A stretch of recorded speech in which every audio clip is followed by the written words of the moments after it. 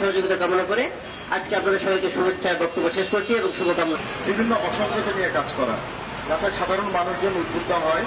আমরা ঢাকায় যাত্রা শুরু করেছি। আজকের উদ্যোগ আমরা বিশ্বাস করতে চাই সারা দেশেই তারা এই একটা ডাক দিয়েছে, একটা জাগরণ সৃষ্টি হবে। তাদের আলটিমেটলি প্রদূষণের কারণ হয়ে দাঁড়ায়।